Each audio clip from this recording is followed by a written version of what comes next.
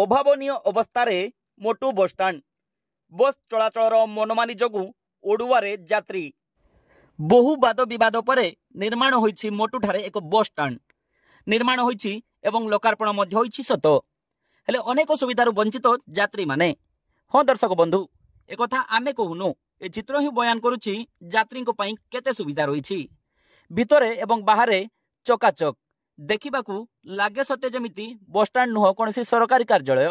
हेले यह कोनसी कार्यालय नुह ये होछि लोकंक सुविधा पई निर्माण होइथिबा एक बसस्टाण। मोटू ओडिशार शेष सीमा होइथिबा बेले यह आंध्र तेलंगाना और छत्तीसगढ़ को संजोग करुथिबा स्थान।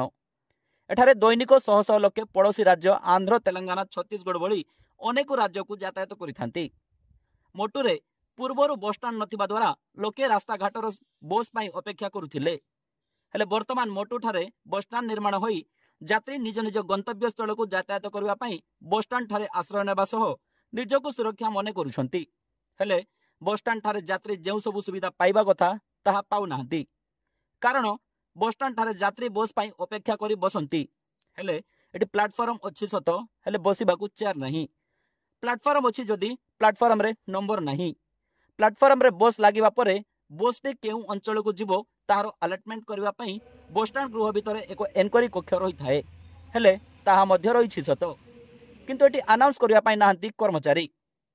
बस आसीबा पई जदि अनेक समय लागे तेबे एठारे बसी बस पई अपेक्षा करिबे यात्री हेले बसस्टाण गृह भितर एथि पई व्यवस्था मध्य रही किंतु यात्री बसिबा पई चेयर नहीं।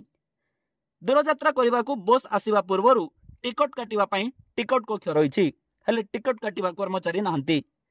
बसस्टाण निर्माण होई एक प्रकार खुशी अनुभव करछंती लोके हेले यात्री बसस्टाण ठारे आवश्यक रहितिबा समस्त प्रकार सुविधा नथिबारु समस्त सुविधा जगाइबाकू सरकार को अनुरोध करछंती यात्री। मोटर जो बसस्टाण नूतन भावे उद्घाटित होईछि सेई बसस्टाण ठारे जदि किछि रेस्टोरेंट रो व्यवस्था किबा किछि भोजनालय रो व्यवस्था और बसिबार सुविधा जदि हेई जांता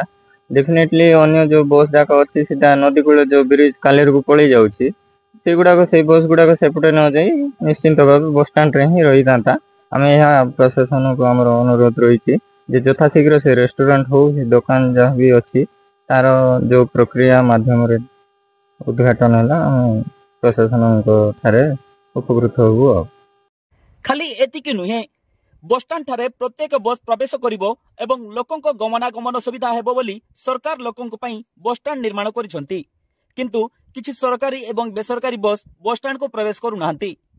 बसटी बसस्टाण को जीवा बदल रे मोटू गाँ को प्रवेश करबा पूर्वरु लोकं को बाटरे ओल्हाई बस गुडी को आंध्र बॉर्डर को चली जाउथिबा देखिबा मिलछि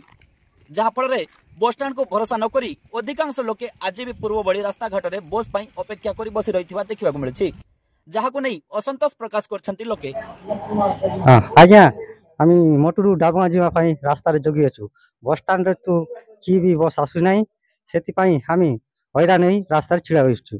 बस गुडी को नै कि मोटू बसस्टाण को आसुनी सेति पई हमको बेसी असुविधा होछि। आमे सरकार को अनुरोध करूछु कि सब बसस्टाण जाको बसस्टाण को आसिले आमे सुविधा पाई पारंतु यात्री माने हमको जीवा आसीबा पई बेसी असुविधा होछि सेति पई।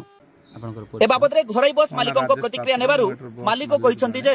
किछि बेसरकारी बस बिजनेस को आशा करी बसस्टाण को आस नथिबा बेले आंचलिक परिवहन अधिकारी को जणैथिली तथापि बस आंध्र बॉर्डर को जाउछि जा फल रे यात्री माने छकठारु गाँ को टाणुआ खोरा रे चाली चाली आसीबा को पडुछि एवं यात्री नाही नथिबा असुविधार सम्मुखीन होउछंती। आंचलिक परिवहन अधिकारी एथिप्रति दृष्टि देबा सह नियम को उल्लंघन करथिबा बस मालिकन प्रति दृढ़ कार्यानुष्ठान ग्रहण करिवार आवश्यकता रहिछि बोली प्रकाश करछंती। लोक जानि ना राजेश पात्र मो एटर बस मालिक जणे मोर गुड 10-12 गाड़ी चलछि बसस्टैंड ता कार्यकारी होबा परे 50% लोकंकर सुविधा हिछि आ 50% सुविधाटा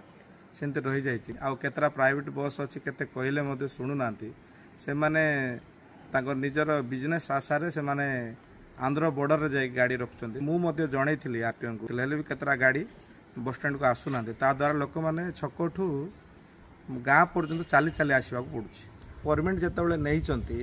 मोटू को टच न करके बाईपास होके कालेर को जाइकरी निजर बिजनेस पई लोक को छकरे छाड़ दउछन जा द्वारा लोक हैरान कि खरारे अति गरम खरारे चालिका आछंती निहाती तांको पनिशमेंट भी दरकार अछि आ आरटीओ प्रेशर मध्ये तांको प्रति निहाती दरकार अछि।